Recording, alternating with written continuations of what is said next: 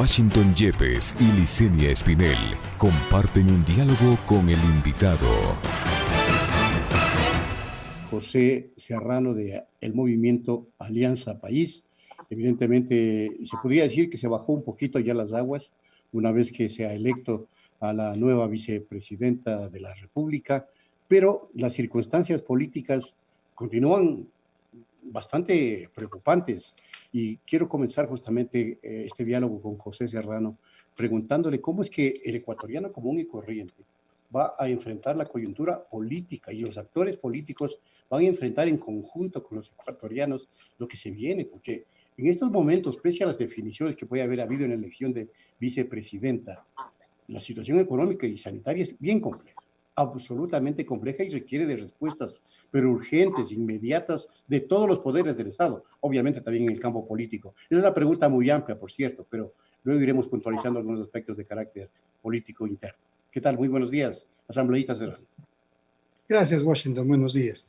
La democracia está compuesta de, yo digo siempre, todo diálogo tiene que comenzar por una contextualización para no solamente caer en la coyuntura, sino en realidad saber qué es lo que está pasando o analizar el fondo de las cosas. Y la democracia, y en ese sentido, la democracia tiene dos factores que son fundamentales: legalidad y legitimidad. Y la legitimidad es frente a los ciudadanos. Entonces, en esa perspectiva, usted ha planteado dos elementos que son sustanciales. Entonces, esto no solamente estamos hablando aquí del tema político, de la elección de la nueva vicepresidenta, a quien obviamente se le ha dado el voto, pero ella tiene que estar muy clara de que le vamos a hacer una fiscalización de minuto a minuto, porque hay muchos temas que su predecesor los dejó pendientes. El predecesor se dedicó a tomarse fotos escondiendo los cadáveres en la pandemia, y eso no le vamos a permitir a la vicepresidenta. Nosotros creemos que como mujer ella tiene una gran oportunidad para reivindicar efectivamente ese, y aspiremos que así sea. Veamos qué es lo que hace en su trabajo. Pero como decía, este no es solamente un tema político, este es un tema también sanitario y económico. Los ciudadanos están muriendo en las calles, Washington. Los ciudadanos no tienen empleo. Los ciudadanos están en una situación precaria en nuestro país. Y por eso hablaba de legitimidad y legalidad. La legalidad es ya lo que hizo la Asamblea. La Asamblea nombró a la vicepresidenta a pesar de todas las trabas que quisieron poner para que se nombre a la vicepresidenta, a la tercera de la terna. A mí me parece terrible que en una terna que mande el presidente de la República, más allá que estemos de acuerdo, que nos guste o no nos guste la terna, es una terna de confianza del presidente de la República. Sin embargo, entre sus propios compañeros y compañeras se estaban metiendo el pie para que no haya elección y pase por el Ministerio de la Ley. Imagínense la infamia en la que estábamos cayendo. Pero por otro lado, el tema que usted ha mencionado, el tema económico y el tema sanitario. Entonces, ¿cómo nuestro país puede estar viendo la política cuando tenemos ciudadanos y ciudadanas que todos los días de este momento están simplemente sin saber qué hacer en cuanto a salud y en cuanto a economía? Si usted me permite poner un ejemplo que lo viví directamente. Por favor, adelante. En carne y hueso, como se dice, no en la televisión, no en la radio, no en las redes, no. Yo tuve COVID hace aproximadamente 3 semanas, entré en un hospital privado en la ciudad de Quito, ahora estoy en Cuenca, y en ese hospital la atención de la jefa de infectología fue extraordinaria. Realmente una profesional a carta cabal, y también el nombre del médico que me atendió en emergencia, el doctor Valdivieso, de primera. Sin embargo, al lado mío, en el cubículo, estaba una persona de 72 años que ese rato estaba muriendo de COVID, ¿no? Estaba muriendo por el COVID. Y resulta ser que una de las enfermeras me dijo que la razón de la muerte del señor era porque la familia había decidido no entubarle, es decir, no colocarle el ventilador, ¿no? Pero bueno, Washington, el problema no es que la familia no quiso colocarle el ventilador. El problema es que la familia no tenía el dinero para pagar el uso del ventilador. Entonces usted puede imaginarse que los ecuatorianos están muriendo porque justamente tenemos un ministro de salud incapaz, mentiroso, farsante, que todos los días nos miente, que todos los días sale a la televisión y a la radio con una cara de cínico. Perdónenme las expresiones duras, pero le estoy diciendo al ministro, le estoy diciendo a este ministro Ceballos, que es un farsante, que es un mentiroso, que está matando ecuatorianos, y lo estoy diciendo indignado, porque yo he vivido en carne propia cómo se están muriendo los ecuatorianos por no tener un protocolo estandarizado a nivel nacional. ¿Qué es lo que tuve que hacer Washington yo? Tuve que efectivamente venir a la ciudad de Cuenca para que médicos cuencanos, acá la situación obviamente todavía no es la situación explosiva que estamos viviendo en Quito. Entonces, los médicos cuencanos acá pudieron atenderme y obviamente le tengo que decir así porque así fue, y el 8 de julio me pudieron salvar la vida. Entonces, resulta ser que hay ecuatorianos de primera categoría que podemos pagar un seguro médico porque tenemos un sueldo y que podemos salvarnos la vida.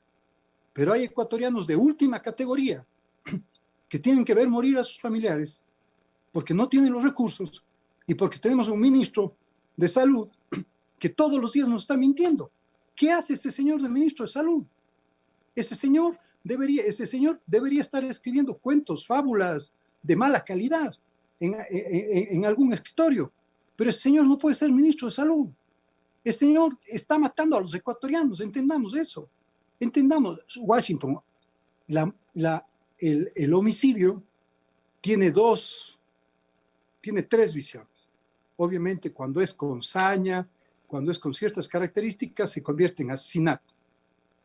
Pero el homicidio puede ser también inintencional, puede ser también por omisión, ¿no es cierto?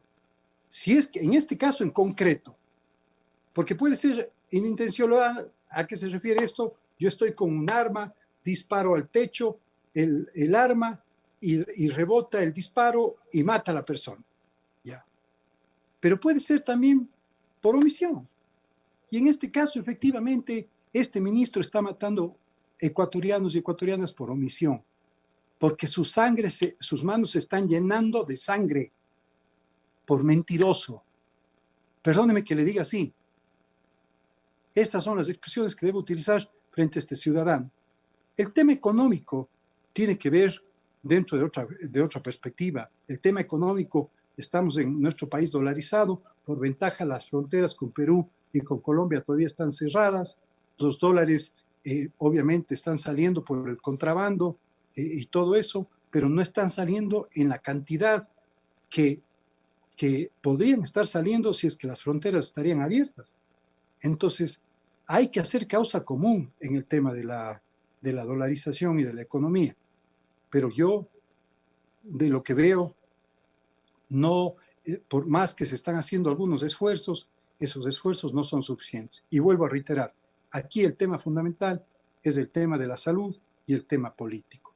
Si no hay legitimidad frente a los ciudadanos, téngalo por seguro que en noviembre, en diciembre, estaremos viviendo una crisis social y política importante en el país. Y este es un llamado al presidente de la República. Presidente, es el momento de que usted vea que el rechazo que tuvo su ministra de Gobierno y su secretario particular en el ámbito político no fue ningún juego. No es cuántos votos de apoyo tuvieron, sino cuántos votos de rechazo obtuvieron. Más de 87 votos cada uno, de 137 votos, sin contar las abstenciones. Más de 100 votos de 137 votos.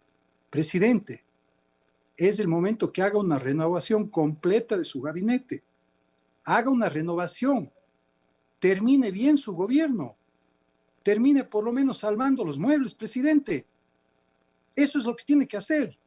Eso es lo que le pedimos, no solo le pedimos, eso es lo que le exigimos los ecuatorianos. Eso es lo que le exigimos los que hicimos campaña por usted en el año 2017. Salve los muebles del gobierno y salve a los ecuatorianos.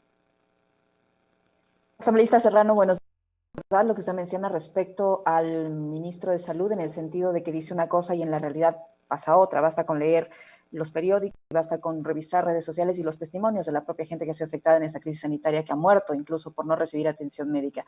Pero la Asamblea también tiene una responsabilidad allí porque es el ente que fiscaliza a los ministros que pone su gobierno, el presidente de su partido.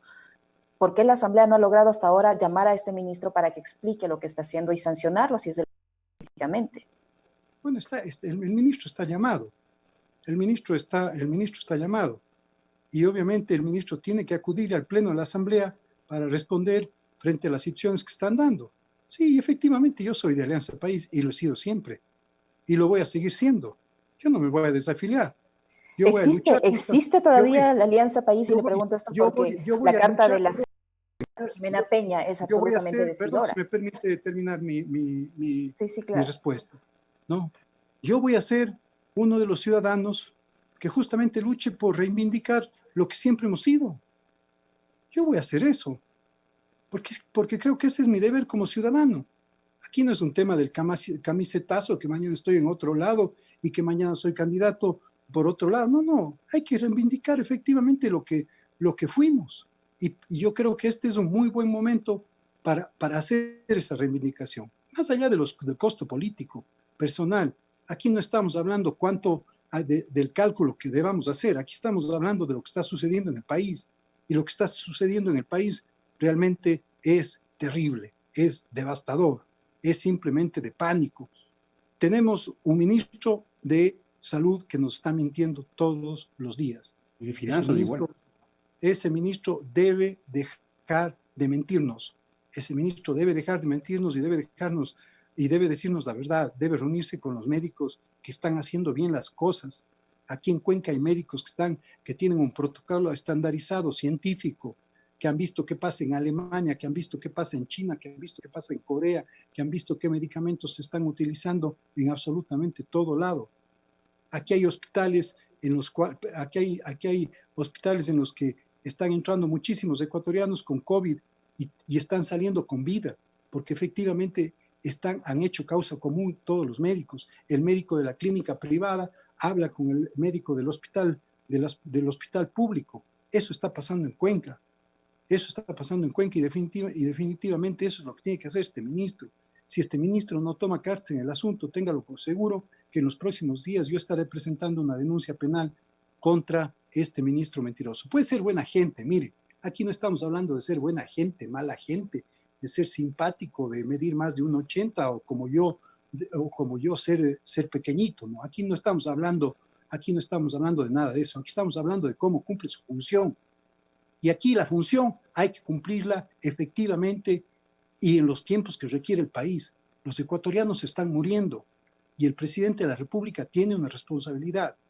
El presidente tiene que sacar a ese ministro y tiene que poner un ministro que tenga sentido común, nada más.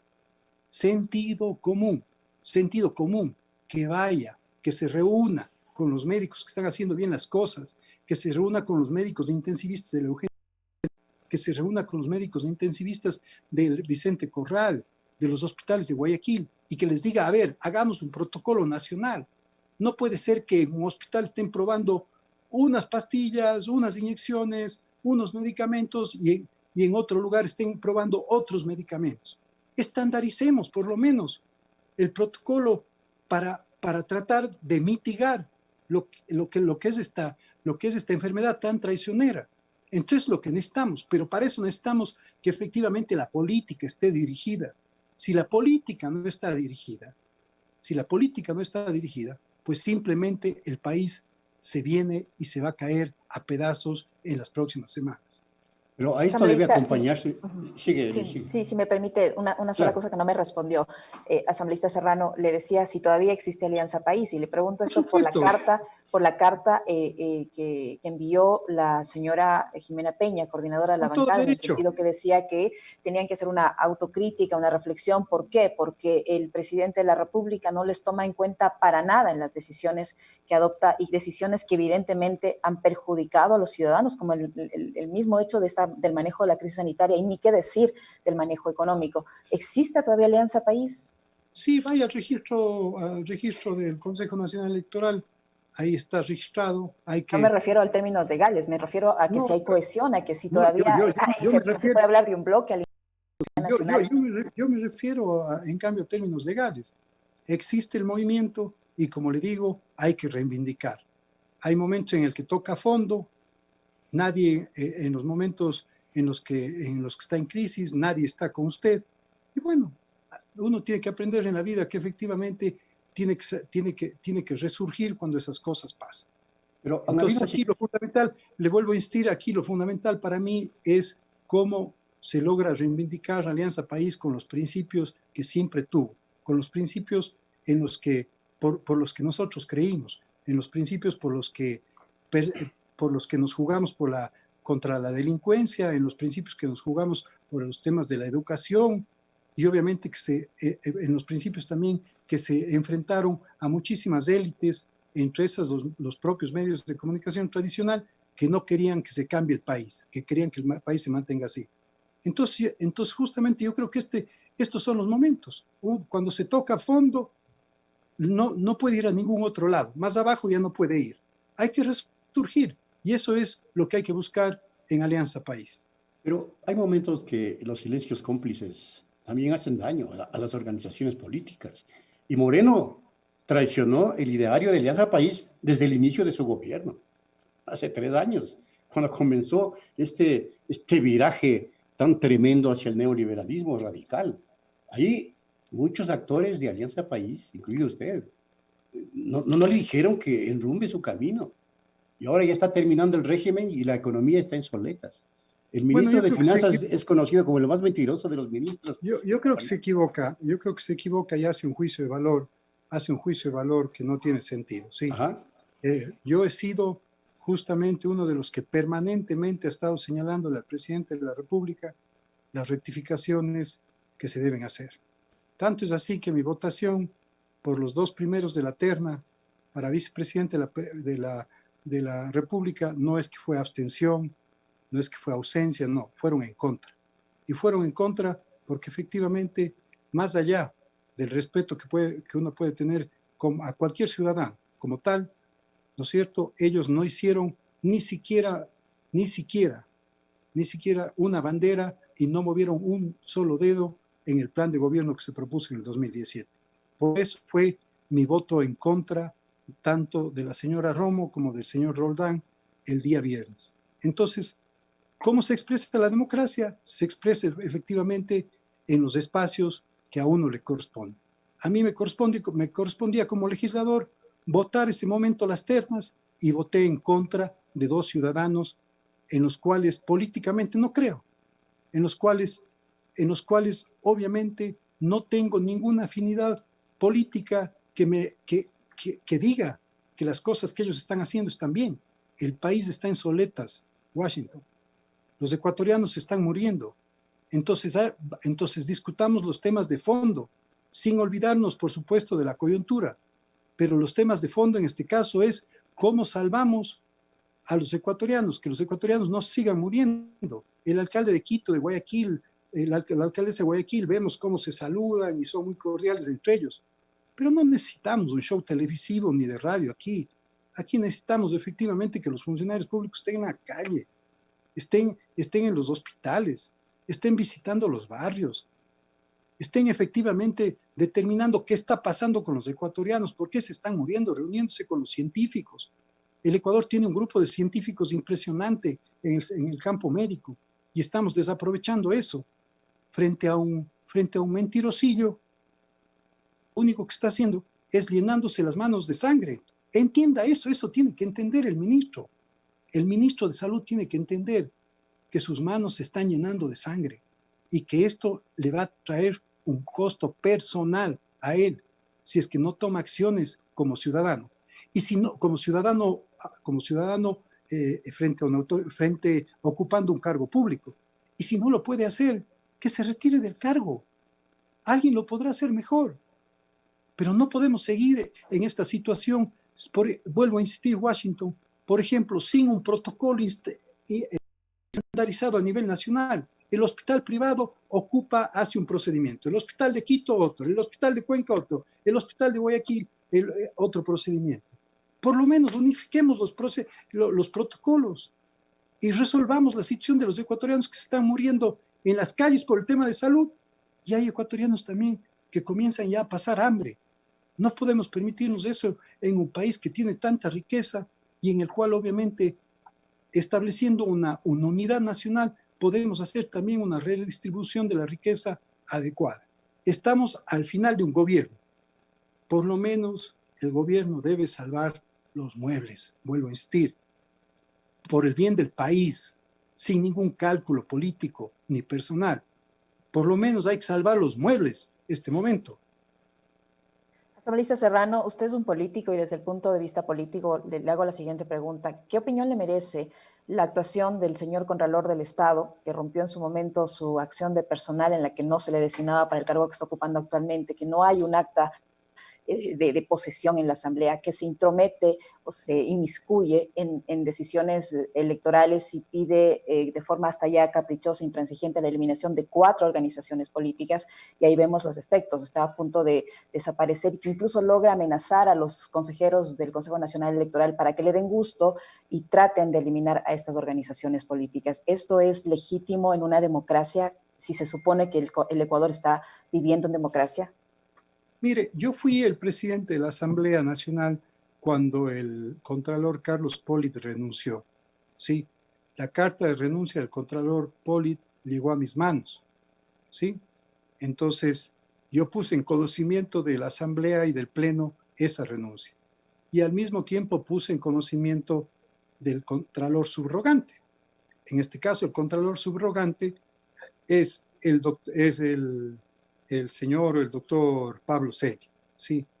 Entonces, al igual que en la presidencia de la República y en la vicepresidencia, a falta de presidente está el vicepresidente de la República. Al igual que en el caso de un ministro, cuando no está el ministro, está el viceministro. Entonces, yo cumplí con la ley en el año 2017. Cumplí con la ley porque me llegó la renuncia irrevocable del señor Poli e inmediatamente yo puse en conocimiento del Pleno de la Asamblea, de todos los asambleístas, la renuncia del señor Polit, y al mismo tiempo puse en conocimiento la renuncia del señor Pablo Celi para que él asuma la subrogancia de acuerdo a lo que manda la ley de la Contraloría. Entonces, en realidad creo que hay que ir más allá de la búsqueda si usted me permite, de una leguleyada, ¿no? En realidad aquí lo que hay que determinar es lo que le dije hace un momento, la legitimidad también, y la legalidad. Si el Contralor, en este caso, está realizando algún tipo de acto que está reñido con sus funciones, obviamente hay que llevarle a la Asamblea para que rinda cuentas. Eso es lo que hay que hacer. Pero diferenciemos claramente la situación de la subrogación, ¿no? Le vuelvo a insistir, yo tengo que ser completamente transparente con los ecuatorianos. En el año 2017 llegó la renuncia, como debía llegar, la renuncia del señor Poli a la presidencia de la Asamblea, ese momento que la ocupaba yo. Inmediatamente notifiqué a la Asamblea, a los asambleístas, y también notifiqué al señor Celi sobre esa renuncia para que él asuma la subrogación. Ahora, los actos que realiza el Contralor, si son actos que deben ser fiscalizados o no, bueno, eso es efectivamente lo que nos corresponde a los asambleístas. Y yo creo que en este momento hay algunos procesos que están en carpeta en la Asamblea justamente para esa fiscalización. Inclusive en contra del señor Celi, tomando en cuenta que hay una serie de denuncias de desvanecimiento de glosas, a cambio incluso hasta de departamentos a sus familiares en los Estados Unidos, de glosas millonarias, empresas de telecomunicaciones transnacionales como Claro, por ejemplo. Todos los funcionarios públicos estamos sujetos a fiscalización. Todos los funcionarios públicos estamos sujetos a fiscalización y obviamente a la investigación que requiera también hacer la justicia. Vuelvo a insistir, yo tengo cerca de 30 juicios penales, ahí están los juicios, se mantienen, se investigan, me llaman a declarar, llaman a testigos, piden pruebas, y si eso es lo que necesita el país para transparentar y para que los funcionarios públicos rindamos cuentas, hay que hacerlo, tanto en la función judicial como en la función legislativa. Oiga, ¿no pone en duda la legalidad de la permanencia del subcontralor, o mejor dicho, del contralor subrogante, esta carta que emite el doctor Javier Aníbal Rubio, prosecretario general temporal, que dice que no existe un acta de posesión del cargo del Contralor General subrogante, ni tampoco una convocatoria donde se hubiese incluida como parte del orden del día de una sesión del Pleno la posesión de la mencionada autoridad? Quiere decir que el señor es legal. Verá, Washington, yo no estoy para hacer un análisis jurídico de la situación del Contralor o del presidente, lo que sí, de por qué están ocupando el cargo. Lo que sí le puedo decir sobre los hechos fácticos y reales es que cuando yo fui presidente de la Asamblea, yo cumplí con la ley. Notifiqué al Pleno de la Asamblea con la renuncia del señor Carlos Poli y notifiqué al Contralor subrogante para que asuma esa subrogación con la renuncia del señor Poli. Si se debía o no se debía posicionar en la Asamblea como subrogante, yo creo que eso está por demás, ¿me entiende? Creo que el tema de fondo aquí es determinar si el señor Contralor, Pablo Celi, está cumpliendo con sus funciones o no está cumpliendo con sus funciones. Eso es lo que hay que hacer. Pero entrar en el debate de que si se posesionó como subrogante o no se posesionó como subrogante, yo creo que es hacerle perder el tiempo a los ecuatorianos. Aquí, si me permite, con todo el respeto, aquí lo que debemos debatir es si el Contralor, si el fiscal, si los asambleístas, si el presidente de la República están cumpliendo o no están cumpliendo con sus funciones. Si no están cumpliendo con sus funciones, es muy fácil.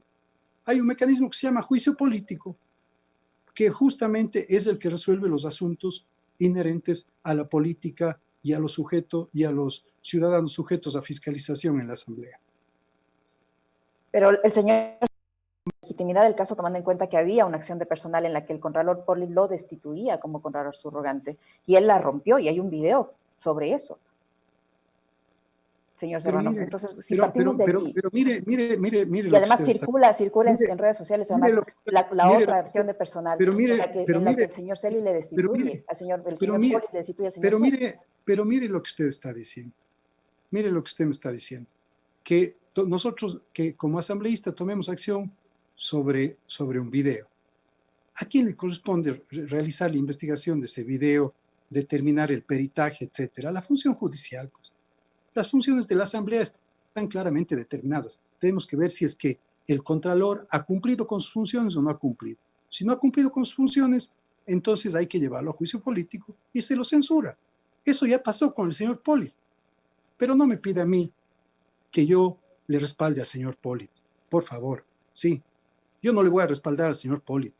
Nunca le voy a respaldar al señor Poli. El señor Poli se burló del país. El señor Poli fue un chantajista y un extorsionador a favor de Odebrecht. El señor Poli fue un tipo que vendió un audio en el cual estaba hablando conmigo efectivamente para regresar al país, para cumplir con la ley, con la justicia, entregarse a la justicia. Y vendió ese audio al recordado fiscal Vaca con la finalidad de hacerme daño. Entonces no me pida a mí que yo le respalde al señor Poli. Pídame a mí que respalde efectivamente la legitimidad y la legalidad de la justicia, de las autoridades que están sujetas a fiscalización.